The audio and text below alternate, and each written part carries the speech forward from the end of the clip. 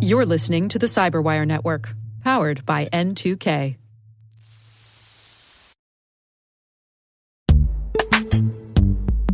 This episode is brought to you by Palo Alto Networks, the leader in cybersecurity. As AI-driven attacks increase, organizations can't afford to have network security that's stuck in the past.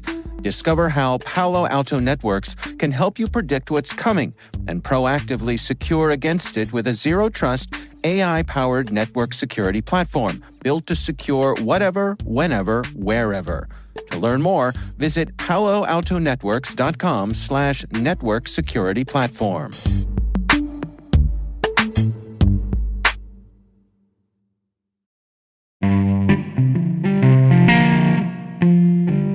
Hello, my name is Brandon Karpf. I am a lieutenant in the US Navy and currently the Skillbridge Fellow at the CyberWire.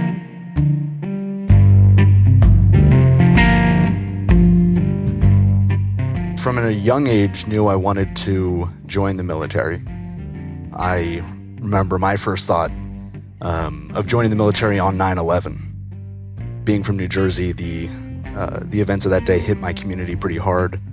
I had a classmate whose father was killed in one of the towers, and I remember turning to my dad that night and saying, we have to do something, and what I'm going to do is I'm going to join the military.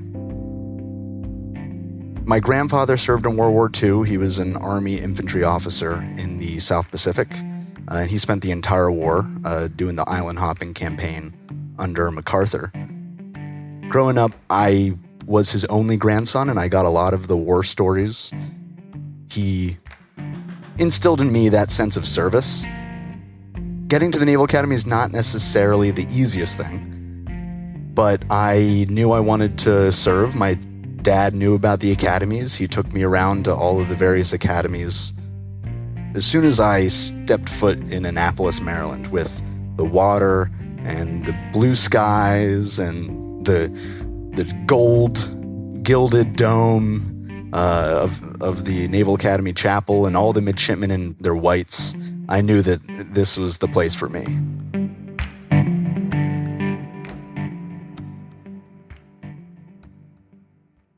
I played sports, was on the crew team throughout high school. So even before I started my senior year, in fact, a week before I started my senior year of high school, I had my appointment to the Naval Academy because I'd been recruited to the heavyweight rowing team. I just didn't really know what I wanted to do in the military. Originally, I thought I wanted to be in explosive ordnance disposal, one of the special warfare communities. After some serious injuries that I had at the academy, that wasn't in the cards. And one of my advisors was a naval cryptologist. And I remember him bringing me in, and I was lamenting the fact that I had just gotten ankle surgery after fracturing my ankle and wasn't going to be able to go do explosive ordnance disposal. And he kind of laughs at me, and he looks and says, it's funny that you think you have a choice, or that you ever did have a choice. You were always going to go be a cryptologist. And I look at him having no idea what cryptology is. And I say, what's that? And he had just come off a tour at NSA, and he said, I can't really tell you, but it is very cool. As a 21-year-old, all you want to hear is, you're going to go do something really cool. So I was sold.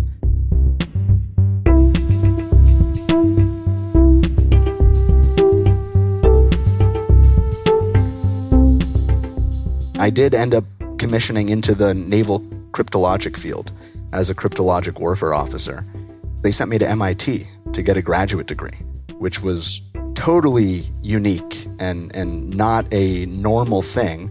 But this was right after Cybercom stood up, and they knew that we wanted to bring in academia and research and the hard sciences of computer science.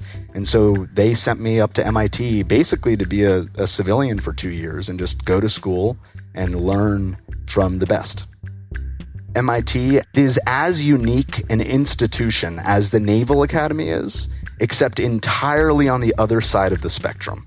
So the Naval Academy is strict and rigid and structured. MIT is the absence of rigidity. It is open, it is interesting and exciting and dynamic. And my research advisor, my first meeting with him, And he was paying for the whole experience for me. And I said, what do you want me to do? And he looks at me and goes, what do you want to do? Because this is your time. Take it and enjoy it.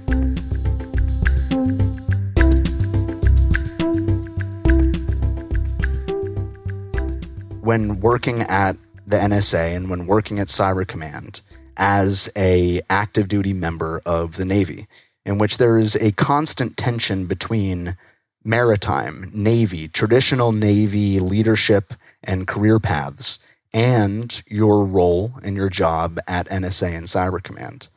When I was working that mission at NSA, it was fulfilling. The most impactful moment of that is I was there during the 2018 midterm elections. And there's been quite a bit in the news about what we accomplished during that time. And that felt good. It felt like I was doing what 8-year-old Brandon wanted to do, which was defend our country. I would say my heart was in being a sailor of the 21st century, which was not a sailor on ships. I was still leading sailors, and my sailors were not sailors that would ever deploy on ships, but I was still expected to do so at some point. And as I learned the cyber operations path and the cyber operations skills, it pulled me away from the traditional sailor mindset. Part of this transition from active duty into the private sector was going within myself and figuring out what excites me, what motivates me, what do I like about what I do, and what do I not like about what I do. For me, that was working in a small team at Cyber Command and working in a small team at NSA. Those experiences that I had at NSA and Cyber Command helped me realize that that's the environment I feel most comfortable in. And it's hard and it's stressful and it's not easy, but it's also the most fulfilling because you get to grow and you get to learn and you get to be someone who is constantly expanding what they think is possible of themselves. And to me, the startup culture, at least in successful startups like the CyberWire, that is the culture. Everything from 8 to 18 was to get me to the military. And then I did it and I got there. And I was almost like a dog that caught their tail. I didn't know what to do with it once I had it. And I did some great stuff and I enjoyed it and I had fun and I learned a lot. I like to say that they made me a better citizen. The Navy made me a better husband, a better leader, a better engineer, and human being. It is hard for me to accept the fact that that stage of my life is ending and I'm moving on to the next stage. That causes anxiety. I've had moments where I wake up in the middle of the night having an anxiety attack. I've had moments of deep depression where I have had to go to a therapist and seek help. What I realized through this transition is that is not who I am. That's not my identity. I worked as a naval officer, but that is not who Brandon is. And being comfortable with myself, being comfortable with, just like MIT, the lack of structure, the lack of rigidity, the fact that there are a myriad of paths, none of which have a defined left to right boundary, none of which have a defined end or start. Being comfortable in that environment is very important. And it took me a long time to get there. But I did get there.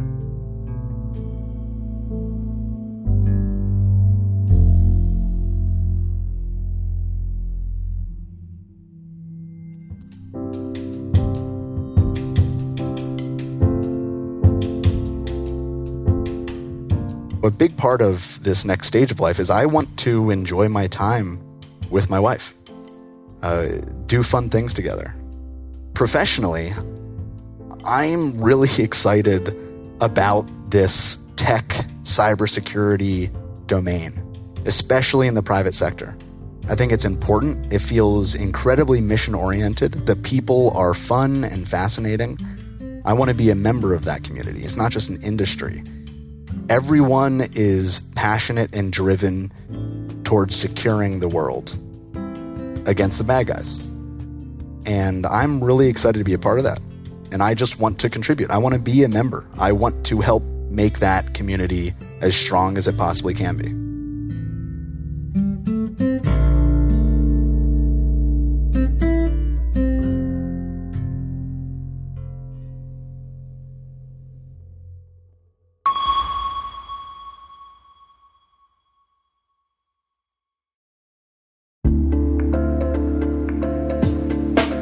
Hey everybody, I want to take a few minutes here and talk about our sponsor, Splunk.